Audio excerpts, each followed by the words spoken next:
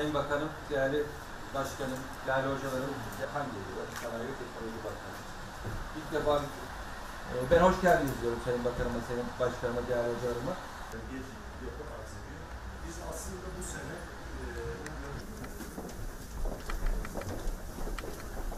temel bilim olarak erken ömrüde organ farklılaşmasının genetik yolaklarıyla ilgileniyoruz ama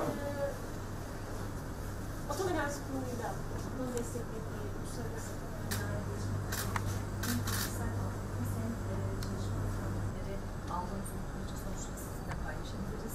yıllar uğraşılan kanserle yaşıyoruz. Kanserin moleküler bölgesi, kanserin genetiği diyebiliriz. tanımı şimdi onların gelen yaklaşık 40-45 tane numuneyi analiz ettik. yani daha önce bitirdiğimiz projelerimiz var ama bunlar hiçbiri şeye yansımadı. kimliğinize kaydedildi ve elde ettiğiniz moleküler... Bu gördüğünüz tamamen sağlıksız hücreler ve havada kalmadığı müddetçe uçabilen bir. Rıza Bey'in bize girerken yardımcı olan test konusu şeydir, monoklonal antikordur. Farelerin ayrı bir ırkının laboratuvarda kullanılan bilinmiş vaziyette ve bu hayvanlar birçok enfeksiyona açık hayvanlar. Şu anda kullandıklarımız sağlıklı. Tabii biz bunlara böyle temas ettikten sonra bunları karantinaya alıyoruz ve karantina süreci sonrasında sağlıklı kalırlarsa çalışmalara dahil ediyoruz. Bunlar şu andaki çalışmalarda değerlendirilecek. Tabii, karantinadan sonra evet. zaten çok değerli hayvanlar Evet. size Evet. o ehemmiyeti gösteriyorsunuz. Bizim mesleğimiz, biz veteriner hekimiz. Biz hayvanların sağlığını insan sağlığı açısından korumakla mükellef çalışma grubuyuz. Dolayısıyla ama insanlara gidecek hizmetin belirli basamaklarda bu hayvanlara ihtiyacımız var. Sadece insanlara değil, diğer hayvanlara hizmet edecek çalışmalarda Her şey. da faydalı Her şey. oluyoruz. Sizler veteriner. Onun için biz bunları çok seviyoruz. Bunlar bizim her şeyimiz. Görüyorsunuz. Çok, çok güzel hayvanlar. Evet. Virüs girip arttığında yüzeyden kalkıyor ve içinde arter şu şekli alıyor, şu şekilde. Daha yuvarlak ve içinde üreyen şekilde. Sonra onu patlatıp dışarı çıkıyor virüsler. Biz onları Kaç kişisiniz burada hocam? Şimdi hocam enstitü olarak toplam 20 akademik kadromuz var ama şimdi ben 8 yıldır bıraktım özel hastalık departmanı. Sadece eğitimle bu işlerle uğraşıyorum. Sadece gayet...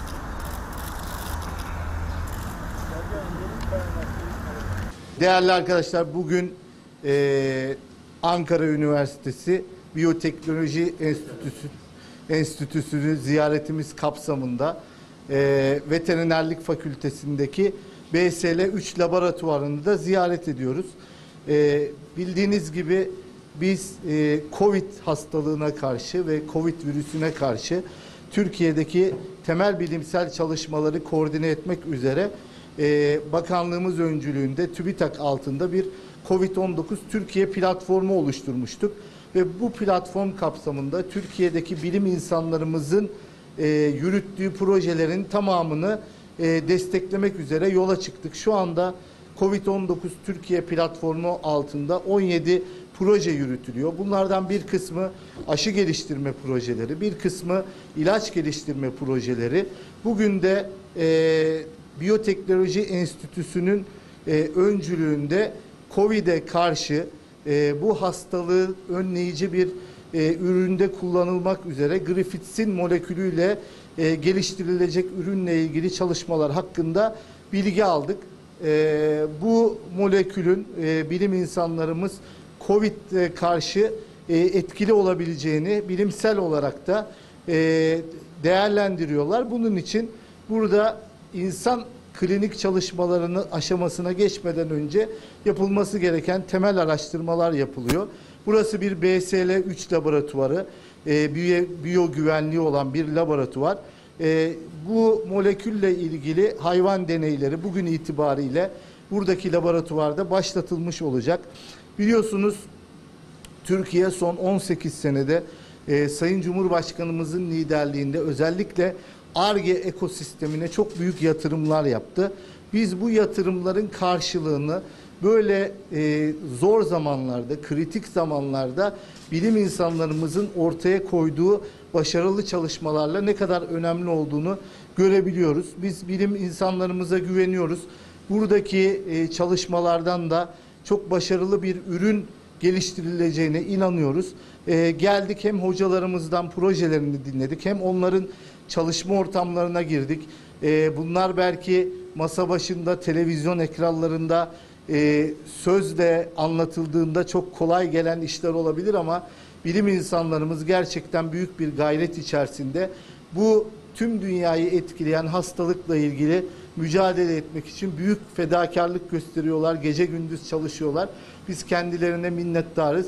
İnşallah burada devam eden bilimsel çalışmalar sonucunda da güzel veriler elde edip klinik safhaya geçecek, faz çalışmasına geçecek çalışmalarımızı tamamlayacağız ve bunları Sağlık Bakanlığımıza özellikle klinik çalışmalar yapılması için teslim edeceğiz.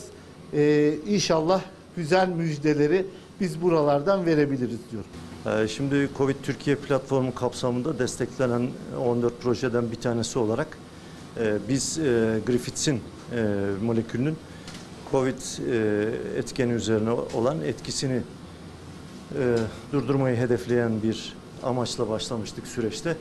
Dolayısıyla geldiğimiz nokta itibariyle bu molekülün sentezi, akabinde hücrelerdeki zararsızlığı ve gene hücre sisteminde virüs üzerine olan etkisini göstermiş olduk. An itibariyle bugünkü programımız kapsamında hayvanlardaki etkinliğinin test edilmesi sürecini başlatacağız.